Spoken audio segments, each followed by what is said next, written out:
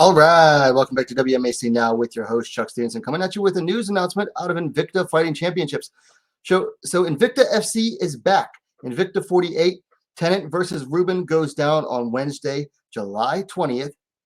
And for the first time in a long time, Invicta's have an event outside of Kansas City.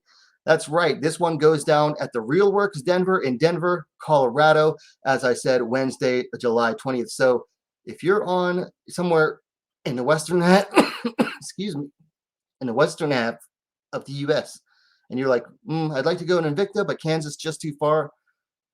Well, here's your chance to go to one. Real Works in Denver. It's I believe that's right there in downtown Denver. I was looking it up, scoping it out, and so far Invicta has 6 bouts for you so far, with one more coming in the next few weeks that they haven't announced yet. And it's going to be topped off by a main event featuring a bantamweight title bout between the champ, Taneisha Tennant, and challenger, Olga Rubin, who is making her official bantamweight debut. She is a former featherweight title contender out of, formerly out of Bellator. So could be, should be, the bantamweight champ Tennant's toughest test to date. It's also going to be co-headlined by a bantamweight bout between Katarina Leonard and Toledo Bernardo, both UFC veterans. So this is actually one of the better cards from Invicta in a long time as far as, we'll say, name recognition. As far as name recognition, this is definitely the best card from them in a long time. Let's go ahead and take a look into it. We're not going to get too deep into these bouts. Just a quick rundown. So first up, we have a bantamweight bout. Autumn Norton taking on Maria, I hope I'm pronouncing this right, Dukic. Norton is 1-1. Dukic is 2-0. Now Norton hasn't fought in about 2.5 years. Last fought in Invicta, picking up a decision over Cheyenne Rincon. Maria Dukic we last saw about just shy of 5 months ago. Defeated Clara Risignola via split decision. That was in the Palace Athena all-women's promotion up there in Canada. They are the same age, 28 years old. Should be a good bout. I liked what I saw from Maria Dukic when I watched her fight. Excuse me. And Norton's a pretty fun fight to watch as well. So keep an eye out for that one in the bantamweight division. Next, we have a featherweight bout. Amber Leibrock taking on Morgan Friar. Touch 'em up Leibrock comes in at 4-0. Mad Dog Friar comes in at 4-3. Now Leibrock last fought 6 months ago at Gladiator Challenge, coming away with a TKO. She is a Bellator veteran and also Invicta veteran. Friar, you might remember, she hasn't fought excuse me, in close to 3 months. But her last bout, she fought Kayla Harrison. So we have a Bellator veteran taking on a PFL veteran. And then Leibrock is a few years older, 34-31 for Friar. It's the featherweights. Both of these ladies like to go for finishes. So hopefully we get some thunder going on in this one. Then we have a flyweight bout. Liana Perez taking on Christina Williams. Perez coming in at 8-4. Warhorse Williams coming in at 5-3. Perez just fought 4 weeks ago at the excuse me, the last Bellator event, coming away with a win via split decision over Janessa Moranjan. Williams last fought 2 Invicta's Ego, where she came away with a split decision win over Flor Hani. Perez, this is, I think, her 4th fight in Invicta. Williams, only her 2nd fight for Invicta, but she also made her start in Bellator, so she's got that big promotion experience. Williams is a little bit older, 32-29. This should be a good one. This is, I think, outside of the main event, this is the fight I'm personally most looking forward to so far. So good one there in the flyweight division. Then we move down to the strawweight division. Mallory Martin taking on Kira Battara. Martin coming in at 7-5. Mogwai Battara coming in at 8-5. Martin coming in off of a pair of losses in the UFC. So this is her first fight since being released from the UFC. Last fought Cheyenne Vlismus, where she lost via decision. Kira Battara is coming off of a decision loss in Bellator, where she took a flyweight bout on very short notice. A little bit ill-advised there. But you also might remember Kira Battara from Combate Global a couple of years back as well, where she had a nice, I think she was undefeated in Combate. Let's see. Martin is 1 year the elder, 28-27.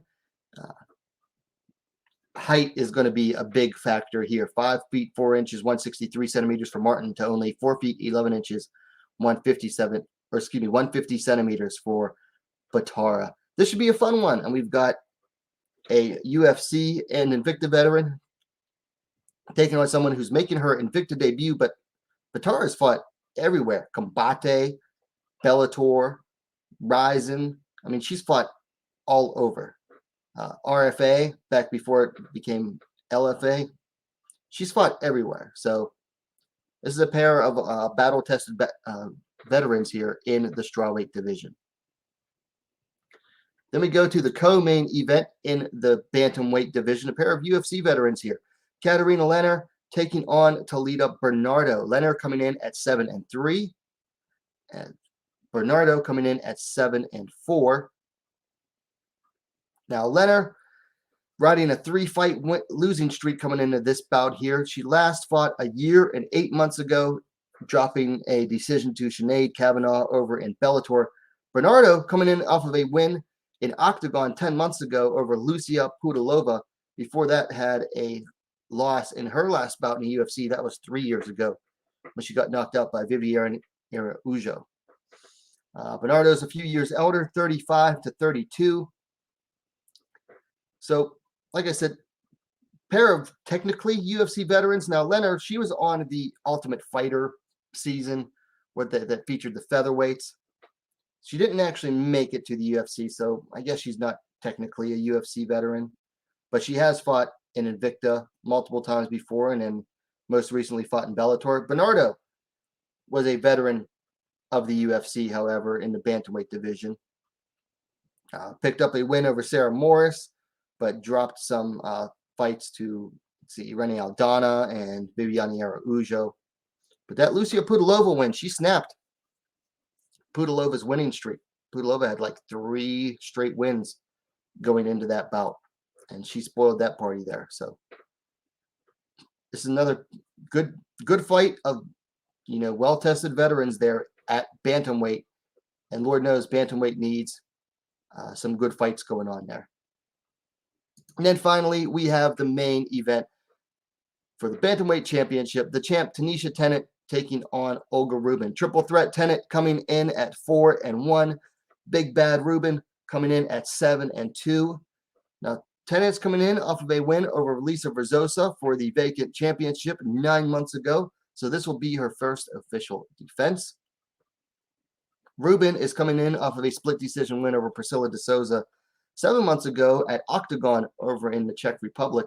Before that, she had suffered a pair of losses to Julia Budd when she challenged for the Bellator featherweight title, and then to Sinead Kavanagh. That was 2.5 years ago. So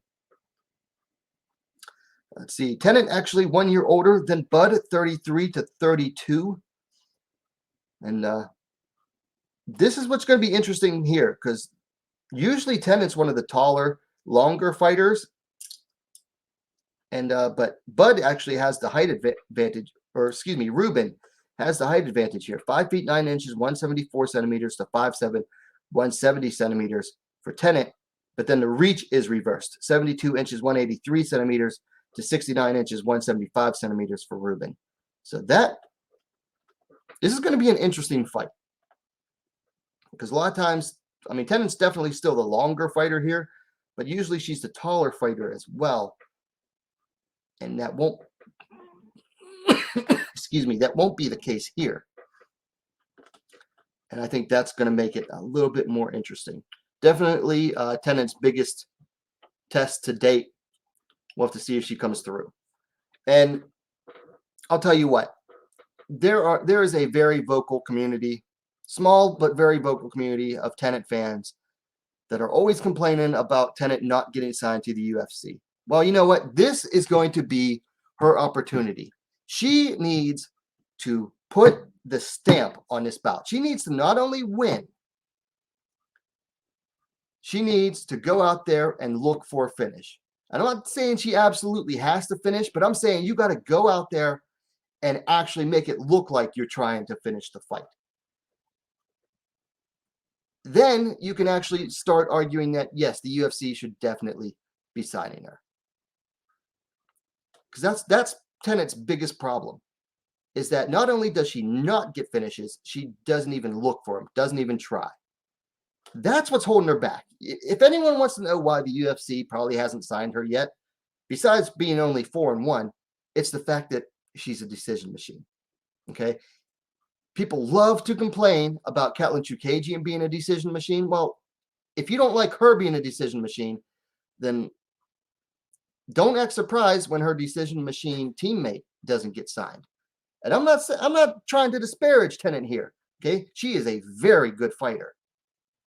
But if you're wondering why she's being held back and the UFC hasn't looked to really sign her yet, well, this is their opportunity. This is their opportunity to really make an impression. She's facing a Bellator veteran, a former title challenger from the next weight class up.